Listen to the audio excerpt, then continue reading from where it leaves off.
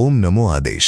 ज्या घरात नकारात्मक ऊर्जा, सतत नवरा बायकोचे वाद होतात, कुटुंबात प्रेम नसणे अशा समस्या असतील, तर त्यांच्यासाठी उपाय पुढील प्रमाणे आहे. त्याला फक्त एकच कडक नियम आहे, तो म्हणजे सूर्योदय होण्यापूर्वीच हा विधी करावा लागतो. हा विधी सूर्योदयापूर्वी किंवा ब्रह्ममुहूर्तावर केला तर अत्यंत लाभदायक ठरतो.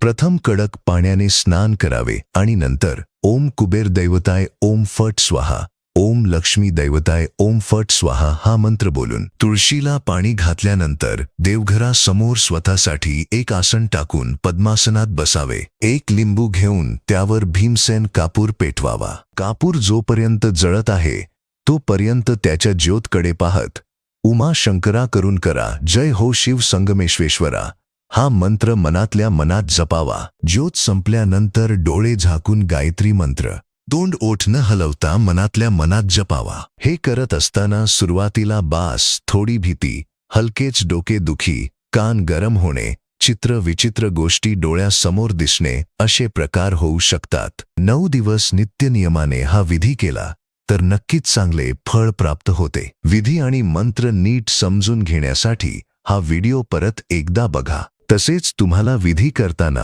काहीही अडचण आल्यास नाथ सेवा ट्रस्टशी संपर्क साधा. सर्व सेवा विनामूल्य आहे.